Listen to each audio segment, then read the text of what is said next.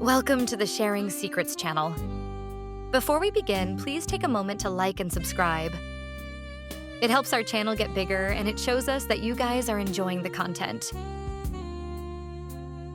If you have any suggestions on how we can make the content on this channel better, please leave your suggestions in the comments. Okay, now back to business. Tonight's episode is a part 2, the second part of the story to the episode Fetish Fridays, No Judgment, Just Curiosity. So dim the lights, grab your partner, grab your wine, sit back and enjoy the story. It had only been 2 weeks since I first stepped into the Black House, and already I felt like a woman I barely recognized, but couldn't stop letting the curiosity completely control my life. I wasn't scared anymore. I was hungry. Every night, Dominic and I texted, sometimes long, thoughtful conversations about control, power, pleasure. Other times, just a single message from him that left me soaking under the covers. But this Friday felt different before I even left my apartment. "Tonight," he'd messaged earlier, "you're going to take control." I stared at those words for a long time. Me? In charge? I didn't know what that looked like, but I knew I wanted to find out. Later that night, I arrived early. This time, he waited for me, kneeling shirtless on a black cushion in the center of a private room. The floor was smooth and cool, lit only by candles. The atmosphere was intoxicating, heavy with expectation.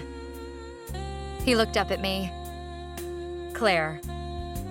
I couldn't believe this powerful man was offering himself like this. But the moment our eyes met, I understood. Dominance wasn't about ego. It was about trust. He was giving me the reins, and I was going to use them. He wore a simple leather collar. I stepped closer, lifted his chin with one finger. "Safe word?" "Amber," he said. "And yours is still red. I'll obey every command, but you are responsible for me. This is your power, not your game." My heart thundered, but not from fear, from awakening. I ran my hand slowly down his chest. "Stand." He rose.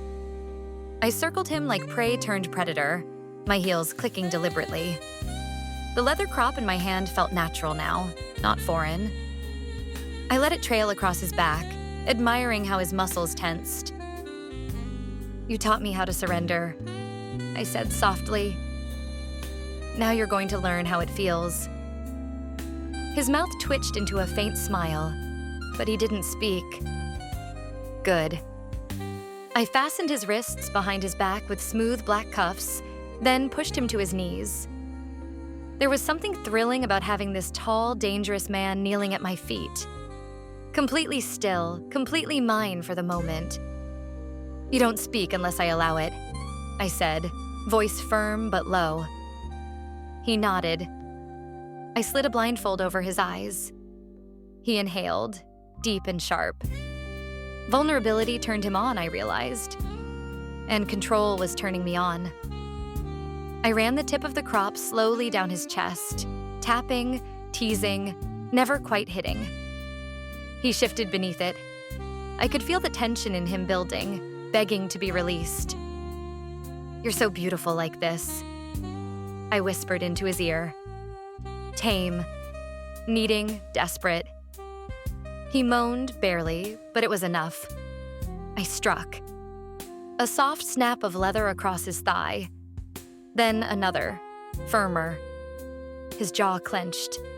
I cupped his face gently with my other hand. "You're not allowed to come until I say." His lips parted. "Yes, mistress?"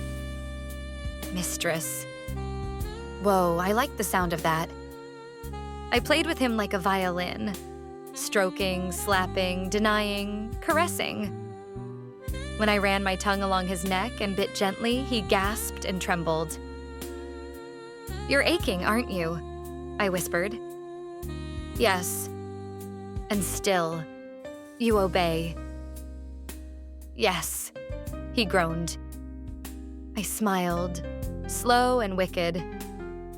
Good boy. The praise sent a shiver through both of us. Then I let him worship. I sat on the velvet chair, legs spread, guiding him forward with a firm tug on his collar. Now slowly, show me how much you want to please me. And he did. Ooh, my yes, he did.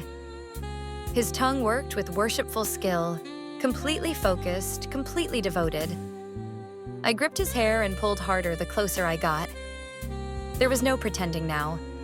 This wasn't play. It was a claiming. I never reached this level of climax, gasping, with his face buried between my thighs and my voice echoing off the candlelit walls. After, I held his face in my hands, removing the blindfold. His eyes were dark with emotion, arousal, respect, something close to reverence. You did well, I whispered. And you're going to do it again. But this time you don't finish until I make you beg. He licked his lips, breathless.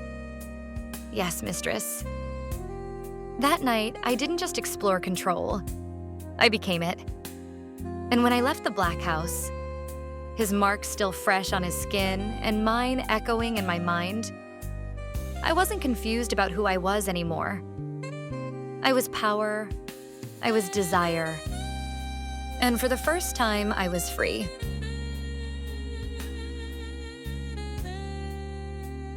Well, that's the end of tonight's episode. Take a minute and soak it all in. Thank you, Claire, for sharing your secret story with us. If you have a story you want featured in our channel, send it to sharingsecretschannel@gmail.com. Please leave a C in the comments if you would like Claire to write back to us, to share more stories, because we all know she has more. See you on the next spicy episode.